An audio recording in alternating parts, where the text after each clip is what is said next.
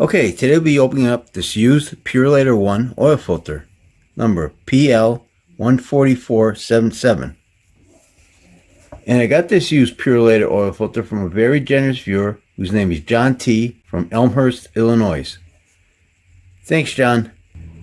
This oil filter was in service for 5 months, 13,392 miles, and came off of John's 2012 Toyota Yaris. Yep, the one with the 1.5 liter 4-cylinder engine, which now has 89,000 miles. This vehicle calls for a 5W30 engine oil, but he was using AMSOIL Signature 10W30 oil during this period because he was going to do more than his usual 5,000 mile oil change interval. Let's open up this used Purolator oil filter and see how it did. So let's get started. This is something where you gotta glue the silicone, be nice and tight, get your angle here, filtration angle here. Okay, so before we open this filter up, let's take a quick look at it. The date code, F12P06E2. This is a sticker on here. It says, Made in USA, Man and Hummel.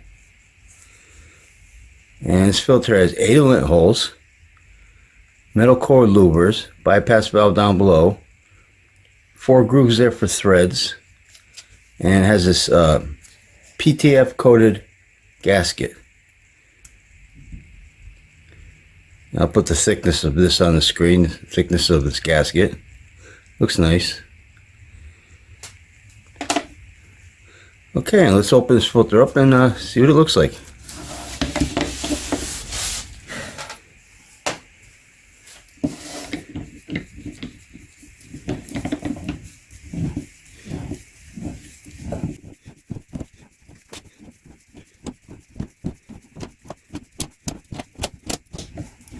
A little bit of oil, quite a bit of oil.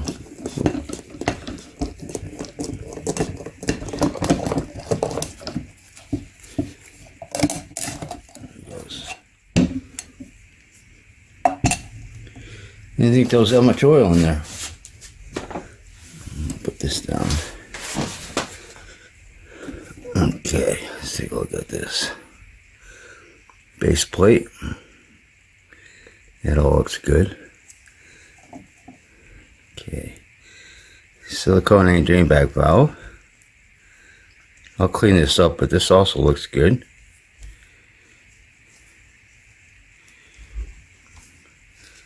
Fits right over like that. Yep. Okay. And the filter element. Metal end caps. Bypass valve right here, which has a setting of 14 to 22 psi.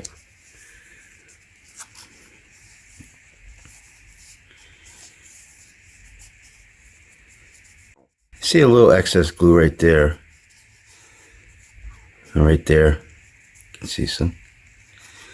Okay, you got a metal crimp seam. And what's that? Is that a tear?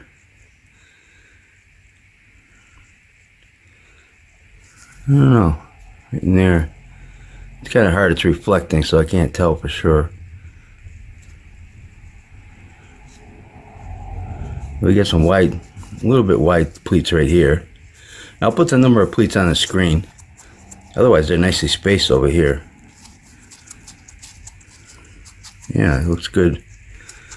And this filter is a synthetic blend media and has a micron rating of 99% at 20 microns.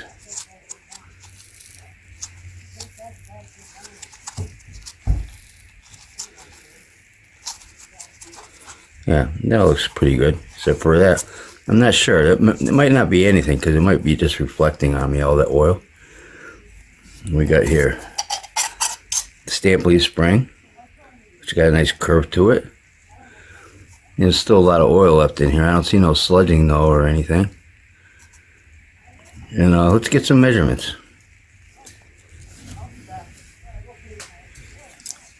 Okay, the can. I know it's not that much. It's probably closer to 0.3 something. I'm going to remeasure this and I'll put it up there. Yeah, I'm gonna remeasure this can and I'll put it up on the screen. The filter element.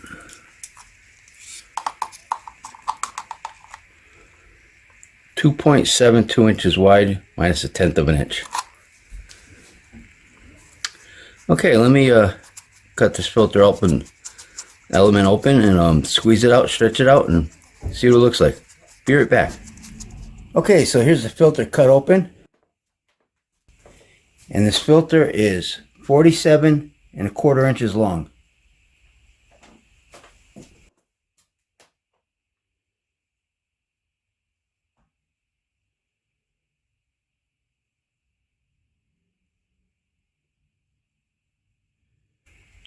Okay, let's get the thickness of this filter media. 0.77 millimeters thick. This is the filtering side, back side. And this filter really on the surface doesn't have any soot or carbon, but you can see it, some of it inside the filter itself. I think that's where most of it is. So let's take a look at that picture under a microscope.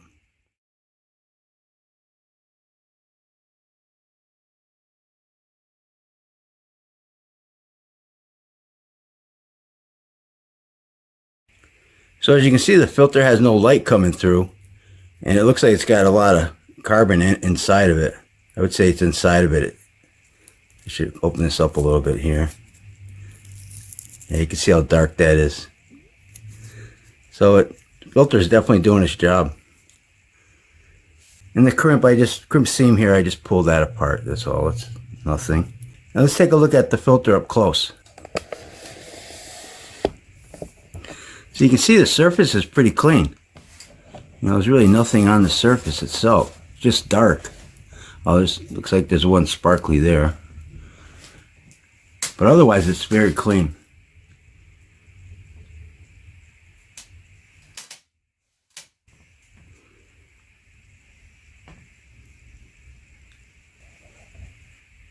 So I'd say this filter is doing an excellent job at filtering.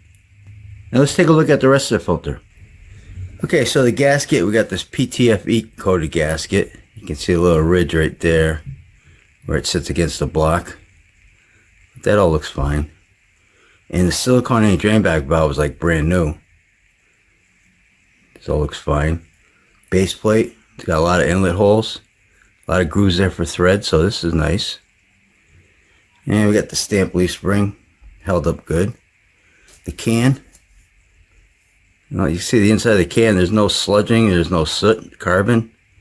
It all looks good. I had it just sitting like that. And we got louvers here. Let's check these louvers out. Yeah, you can see those are open. They don't look as open as some of them, but they are open. It's not very dark in this room, so the flashlight really ain't doing it no justice here for seeing them open, but I'm sure they work fine. They look fine. And the bypass valve's right here. There he goes. So that's all good too. I mean, there was a little excess glue on this guy right here, but it stayed on there. Looks like I didn't see any floating around in the filter media. So I think this filter did a pretty good job. What do you guys think about this oil filter? And again, I want to thank John for sending me this used Purolator One oil filter. And I think I'll wrap this video up. And don't forget, Oil Filter Fridays. I try to open up an oil filter every Friday on this YouTube channel. So if you like this video, please hit that like button. Thanks for watching and take care. Let's see if this is magnetic. Ooh, yeah, took that right in.